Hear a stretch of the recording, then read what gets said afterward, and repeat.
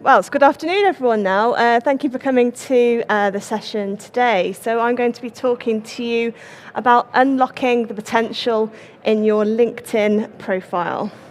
So if you've not met me before, my name is Holly Whittles. I'm a TEDx speaker. I've spent over 5,000 hours speaking to audiences across the UK.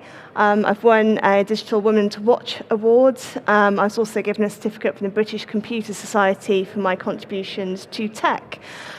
So I thought this would be a really valuable session because everyone's got LinkedIn, and you're probably sitting there thinking, yeah, I've set it up.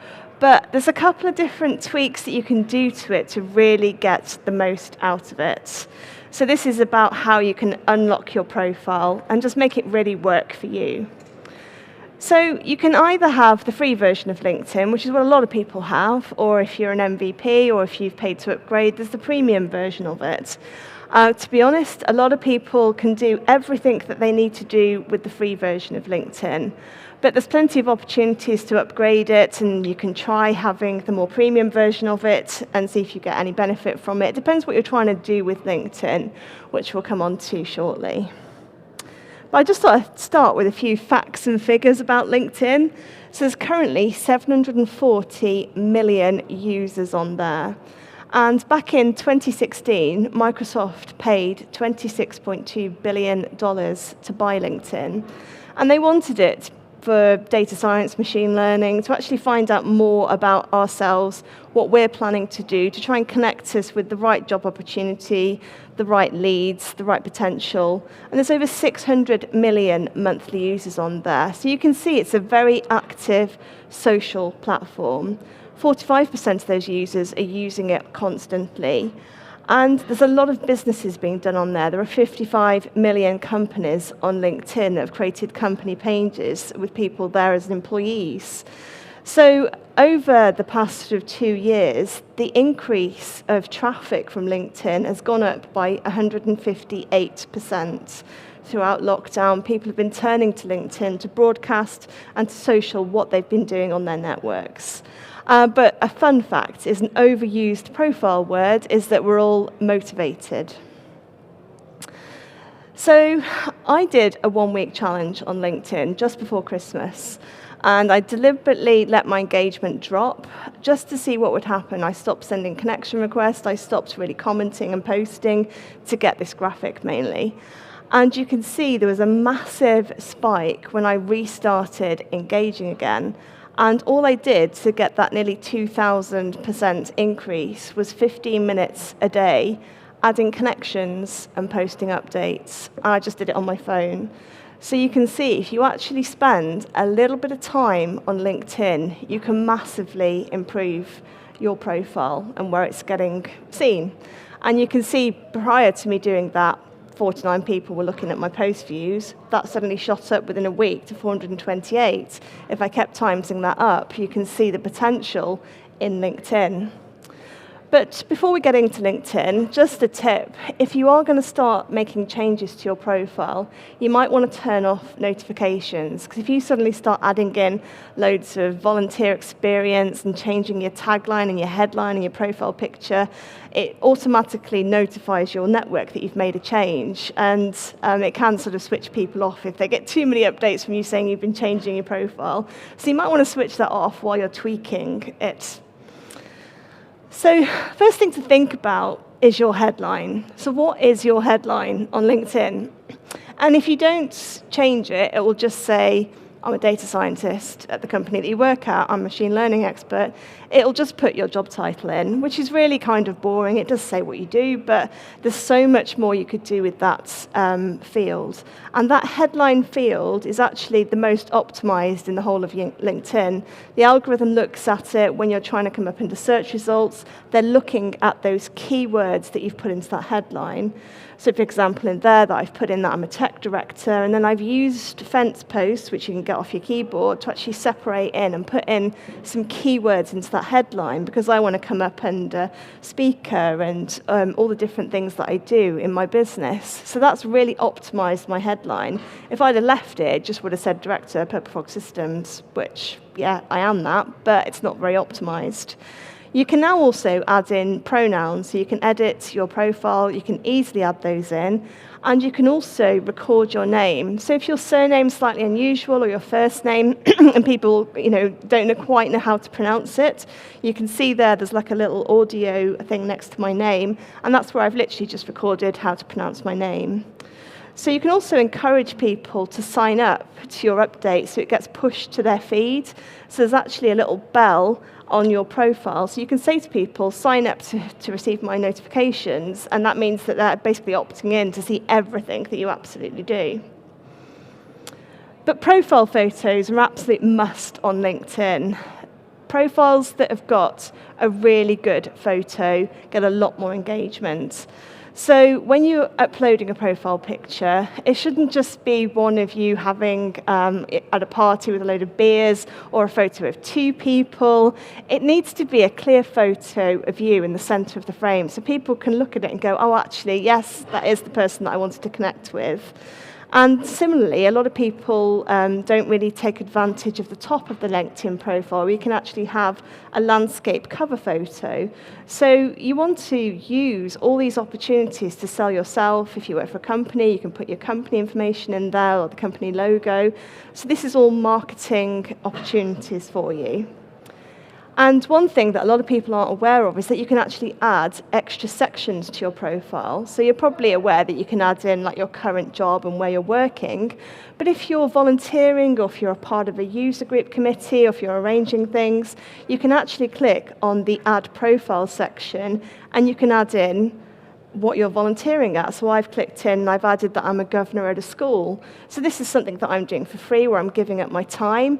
So if you are running a user group or if you're on an organising committee, if you're running the scout group, add it onto LinkedIn in the volunteering section, but it's not there automatically. You have to click Add Profile section. You can also show on LinkedIn whether you're looking for new opportunities. So whether it's finding a job or showing that you're open to hiring. And when you choose that you're open to work, you might have seen people's profile picture. It suddenly adds the ring round it saying open to work. That's because they've clicked that section, and it automatically makes their profile pop out. But as a recruiter as well, you can also add in that you're hiring, and you can add your jobs onto LinkedIn. And one thing a lot of people don't know is you can actually export your entire profile into a resume just by clicking on More, and you can just download the whole lot. So it can give you a head start if you're looking for a new opportunity. So one feature that they've added in, which I quite like, is your key services. That's right under your headline. So if you click on the Providing Services button, you can add in all the technologies that you're a specialist in, and you can get people to review them for you.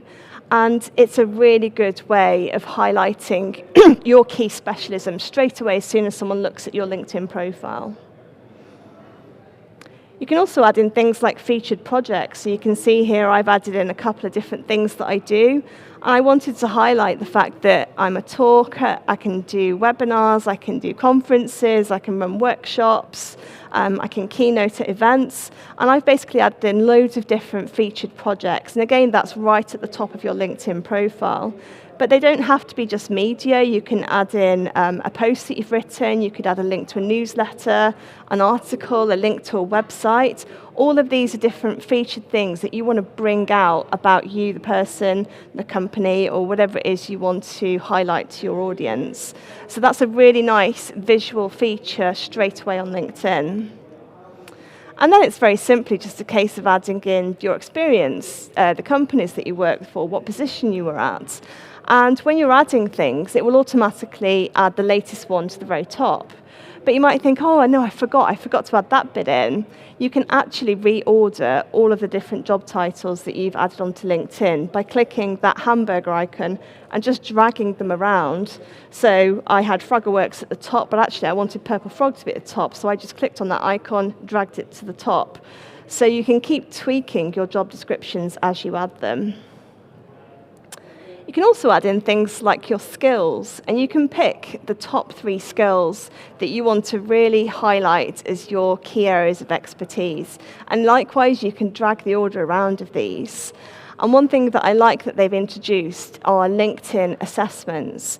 So you can take a LinkedIn test on all sorts of different technologies. There's ones on like SQL, DAX. There's loads of different assessments you can do. So I picked the PowerPoint one, and I just took a simple online test. The questions were actually quite tricky, so they were trying to work out whether I actually did know how to use PowerPoint. And then once you've passed the assessment, that then displays on your profile as a skill that you've got. So again, it's adding credence to the fact that you do know what you're talking about. And one thing a lot of people are afraid to do is actually ask for recommendations. There's a really nice section on LinkedIn called endorsements. And this is where you can reach out to people that you've worked with, people that you've connected with, people that you've worked on projects, and you ask them to recommend you for the work that you did together. And you can do them for other people, they can do them for you, and it's just a case of clicking on that pencil icon, putting in their name, and it'll send them a request. So don't be afraid to do that, because again, that's very powerful if you can read that people have actually endorsed you for what you did. So your network and degrees of connection. So on LinkedIn, people in your network are called connections, and you can build your network by sending invitations and connecting with other LinkedIn members. So you can invite your email contacts, you can accept invites, and once you accept them, they become your first degree connections. Second degree connections are people who are connected to other first degree connections, and you'll see a second next to their name. So you can then send them an invitation, or you can click the connect button and connect through to them. So there might be someone that's connected to someone that you know, and you think, actually, I'd like to bring them into my network. And then you've got third degree connections. So these are people that are connected to your second degree connections. And again, you'll see the third degree icon next to them. So there's lots of different ways that you can connect with these. You can send them an email. If they've got that open on their profile, you can click the button. You can follow them in groups. So there's lots of opportunities to find people on LinkedIn that you want to connect with. And it's as simple as using the search bar at the top, just putting in someone's name, putting in someone's company, and you can find all those different people. When I'm training businesses and I'm saying, what if you wanted to find the buyer at Sainsbury's? You could put Sainsbury's at the top, search by the company, search by job title, and all of a sudden you found a list of all the buyers, and you could potentially connect with them on LinkedIn and say, hey, I've developed this amazing project, I'd love to show it to you. If you were to phone Sainsbury's head office and say, could I speak to one of your buyers, you're probably not going to get through. So through LinkedIn, you can actually get the names of these people and actually connect with them. So you can also search for influencers, so people like Richard Branson, he's on there always posting, Alan Sugar, Sachin Nadal, all these people are on LinkedIn, very, very active on there. So when you are connecting with people, I've taken the example there of Sarah Connor from Terminator, although this isn't actually the Sarah Connor from Terminator, but say she was. You can just literally click the blue button and you connect with her. But if you're doing this on a phone, you would need to click more and then actually personalize that invite. Because when people are connecting, if you just receive a request, like, how do you know where they're from and why you want to connect with them? So I always personalize it and say, hey, I met you at the SQL Bits conference. We had a chat by the coffee point. I'd love to connect with you. And people are more likely to go, oh, yeah, I remember that conversation. I'm going to connect. So always personalize the invites. And there's two schools of thought on this. Some people say, just hit the connect button. They'll either say yes or no. I think it's nicer if you can personalize it. You can also do emails on there. So this is LinkedIn's messaging platform. So you can directly message another LinkedIn member that you're not connected to. The best time to do this is 9 to 10 on weekdays. A lot of people are on LinkedIn right at the start of the working day. You can only send a limited amount of email things, and you can have credits to spending on your type of LinkedIn profile. Typically, you can only send 200 characters. If you are going to use emails, it needs to be a very succinct, short, to-the-point message. But 60% of your secondary connections are actually hidden in the free version of LinkedIn. So if you're searching for second-degree connections, you're not always going to uncover all of those different contacts. Or even worse, if you're filtering by people, the results are going to leave out some of the valuable second-degree connections. So you can use things like the LinkedIn Sales Navigator tool, where you have to pay a monthly fee to get access to this, but it suddenly opens up all of the opportunities on LinkedIn. And some additional research has told us that by selecting both second and third degree filters, it'll include the people that we're looking for. So this means that those valuable second degree connections automatically get downgraded to third degree, so you can find them.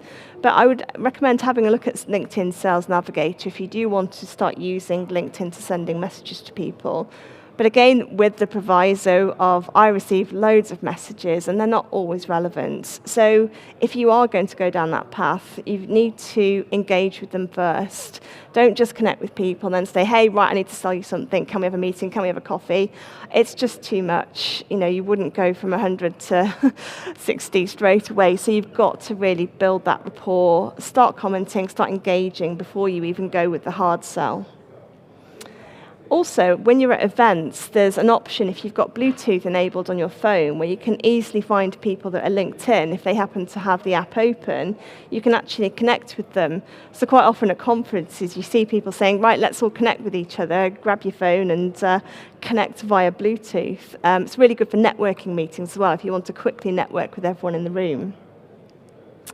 But a very powerful way to find people is groups on LinkedIn.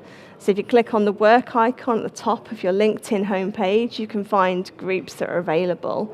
And you can click on Ask to join the group. So if you wanted to join the Microsoft DevOps group, just click to join. You can check what's going on before you even actually go in there to see whether it's the right kind of group for you. But once you're in there, it's asking a question, sharing your expertise, sharing relevant articles, and don't be afraid to be yourself. Add a bit of humor when you're actually engaging in some of these groups. And when you join them, when people are looking at your profile, they will display right at the bottom the groups that you've joined. So this is something that's quite interesting. You can actually have a look at your social selling index. So if you want to have a look at that, you can go to linkedin.com/sales/SSI. And your social selling index is a measure of your individual lead generation, your social selling skills. So it will compare you to other people that do the same job as you, and it will give you a score as to how well your profile is doing. And it might give you suggestions on things that you can do to improve that score. So it will show you the percentage, other people in your network, other people in your industry scored this, that, and the other. So have a look at your social selling index score. It's completely free. Just log in with your LinkedIn username and password. You can also create company pages quite easily on LinkedIn, and you do that through your personal profile. You just click on the work icon, click Create Company Page. You can assign administrators of that page if you want to add in a couple of different people to manage it for you. And then you can just start sharing branded content about your company. You can also create things called showcase pages. So if your company has a couple of different products, there might be software as a service or something they can download or buy, then you could create a showcase page for that, which is literally just talking about that product. In essence, it looks like a company page, but it's just literally showcasing a certain product or service. So things that you can have a look at on LinkedIn. So things like pinning posts. Just like Twitter and Facebook, LinkedIn now has the option of pinning posts. Businesses can choose what LinkedIn users see first when they're viewing profiles, and it's all about improving user experiences. You can use that featured section that I mentioned at the top, and you can pin these posts to really highlight to people looking at your profile what you want to show to them that you can do. You can also do things like LinkedIn polls. So you can ask questions on there and get your audience to judge the question, and then 24 hours later, the poll will display the results. So again, this is a great way of getting engagement on LinkedIn. And it's a good way of gathering insights as well. If you've got a company page, you can also do company page invites. So you can invite people to follow your LinkedIn page. if you're on LinkedIn, you might have noticed that you get a lot more engagement as you, the person, than if you're trying to use a company page. And it works very similar to Facebook in that respect. You always get better engagement on your personal profile. It's something they do quite deliberately. So if you do want to share content on your company page, you would then need to share it onto your personal one just to give it a bit of a boost on there. They've also introduced team moments, so it's about giving kudos to team members. You might have started to see people giving kudos to each other. And they've introduced something called hashtag presentations, so where you can go into presentation mode, and it's currently being trialed on desktop. And it looks very similar to Pinterest and Twitter. And they've also introduced the video intro application. So instead of your profile picture, you can now record a very short little video saying, oh, hey, I'm at the SQL Bits conference, great to see you there. And you can do that on your phone very, very quickly. So that's quite a nice way of actually showing you and your personality. But to do that, you do need to have creator mode turned on. So if you have a look at your LinkedIn profile, it might be suggesting you might want to switch on creator mode, and that means you can be able to record that little video then. Ooh. One of the things they're pushing massively is LinkedIn live streaming. You'll have seen this on all the other social platforms, Facebook Live, Twitter used to have Periscope, LinkedIn introduced their version called LinkedIn Live. Previously, it was just for personal profiles. Now, LinkedIn pages can enjoy exactly the same thing. You can do live broadcasts, streaming. So you could interview top people in your field. Let's get a Power BI discussion going. And you just sort of say, right, we're going to be doing a LinkedIn Live at 12 o'clock on Friday. Join us. And it doesn't actually have to be live. You can use tools like StreamYard, and you can pre-record it, edit it, and make it look really polished, and then actually just put it live at 12 o'clock on Friday. You can post as a member or a page on LinkedIn. This used to drive me quite crazy when I was trying to use LinkedIn on my phone, and I wanted to post as the page, not me, the person. It was really hard to flip between the two. They've made that a lot easier now. And they're really trying to push the concept of LinkedIn stories as well. So similar to Facebook and Instagram, the very instant 24-hour story concept. So there is a thing where I feel like all the platforms are merging into one. LinkedIn adopted the Facebook timeline. They're all kind of looking very similar, but I think they're trying to pick out features that people really like using. So some tips for LinkedIn. Invite connections to follow you, engage with people. You can use events on there as well. You can create LinkedIn events. If you're running, again, a user group, or you want to get people engaging with you, you can create them from your profile, and they can be public or private events. There's now an option of promoting those events as well, and you can push that out through LinkedIn. And you can also do content suggestions, which is designed for pages, so you can find audience and get them to be notified about your posts. So there's lots of different ways that you can utilize LinkedIn. But one top tip is when you're uploading pictures, don't just use the file name from your computer, like image2456.jpg. Actually rename that file name and give it an optimized name, so Power BI user group or something .jpg.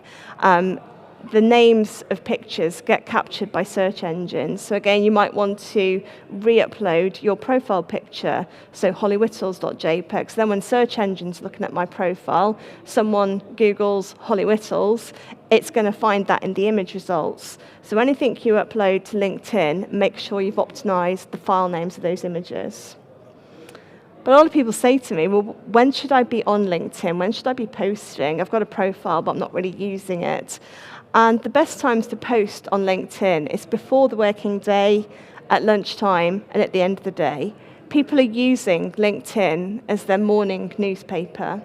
So there's an additional sweet spot at 10 o'clock on a Tuesday. I have no idea what we're all doing at 10 o'clock on a Tuesday, but that's a really good time for LinkedIn. So people are using it to get their news and their information, to see what's going on. Another thing people ask me is, well, what do I post on LinkedIn? What sort of posts work best? So you could do a how-to something on LinkedIn. You could do a list style post. You could do an article. And it's about getting a really good title, something that you think people are going to be interested in. The average length of a post is 248 characters. So there's 5 different types of post. There's a long form story post. You might have seen these on LinkedIn where they just go on and on and on and on, really, really long story. It could be about your history, what led you to where you are, and then asking a question at the end. Some people like reading those really long form story type posts. It could be video, who you are, what you do, why you love it, what outcomes you deliver. People like watching videos. If you're going to upload a video, make sure you've got some kind of captions enabled or subtitles, because, as I said at the start, a lot of people are using LinkedIn on their mobiles, and they're quite often using it before the working day. They might actually be reading it in bed with the sound switched off. So if they're watching a video, you need to have those captions or subtitles on. It could be social proof. Someone might have tweeted something about you, that you did a talk at SQL Bits and they gave you some great feedback. Take a screenshot, share that onto LinkedIn to validate, yes, I do know my subject area and this is the response that I got. Another type of post could be ask for business type post. I'm thinking of putting this together. I'm looking for people that want to collaborate with me. You're asking for business. And then one thing that you might see on LinkedIn is something that's known as a grenade-style post, which means that you say something controversial just to get engagement on there. I don't tend to do those kind of posts. I try and keep it nice and positive. But a lot of people, when they are looking to create content for LinkedIn, a lot of words can be hard to take in. So you might want to change it up by actually adding some photos. A lot of social media people are using canva.com to create images. It's completely free. Sign up with an email address. And once you log in there, there's a whole section dedicated to social media. So you basically pick the LinkedIn profile, and it will have LinkedIn cover photo, LinkedIn headline. It's also got other ones in there, like for Twitter, for Facebook. So it depends what social platform you're trying to create some content for. But it's pre-sized. So I don't know whether you've ever seen anyone's social posts where the image looks really blurry or grainy. And it's because they've uploaded either a massive photo or a tiny photo, and it's been stretched to fit the frame. So on Canva, it's pre-designed to be the right thing. And there's hundreds of different templates on there. So you pick a template that you like the look of for LinkedIn. You drag a photo across from your computer. You change the words. And you have a very nicely, graphically designed post that will really capture attention on LinkedIn. Much better than if you're a techie and you don't like creating visual stuff. Go onto Canva and get it to do it for you. All you've got to do is drag and drop, change the text, and you've got a great post. Another thing that LinkedIn released was LinkedIn Reactions. These are lightweight expressions offering members a way to easily participate in conversations. So again, copying things like Facebook, where they're trying to get people, rather than just liking stuff, to show that they're celebrating success or they're finding it insightful. And there's lots of studies being done into the way that audiences interact with these posts and which reaction they choose. And as I mentioned before, LinkedIn Live, it's something you should definitely consider looking into, especially if you have lots to talk about or you want to start interviewing influencers or promoting different topics. It's a great way of getting people to watch your content. But if you're thinking, I don't like live video, that's not me, there's another way to do it. So I recommend lumen5.com. Again, it's a completely free tool, and it's a way of creating video from just words. It's a good way of creating engagement, and 74% of internet traffic is generated from video content. And 64% of users are more likely to engage after they've actually watched a video. So if you're trying to promote an event, a service, a book, a feature, whatever it is, create something in lumen5.com. When you sign up, you can either put in a web address, and it can go and scrape the web address that you've put in, and it will find all the text. And then you can just start story blocking your video. You can drag across photos onto each frame and really optimize it and change it. And then there's loads of royalty-free music that you can overlay over the top. So I was trying to promote an event that I was arranging, and we needed to sell a couple of extra tickets. And we'd done all the usual things, just posting, saying this event's happening.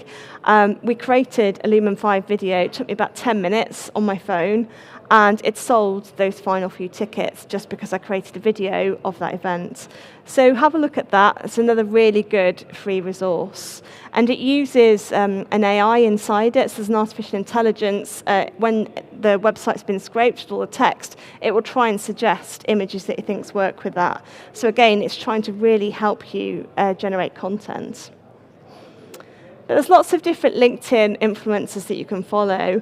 I've just put a few examples in there. There's Helen Pritchard, Melanie Dodaro, there's Jane Murray, Josh Steinley, James Sinclair, Travis Chambers, and Dan Knowlton. They're all over the world. You can just follow, when you look at their profile, you can just hit profile follow, and their content will push to you. And they're always coming up with the latest tips and tricks on how you can get the most out of LinkedIn.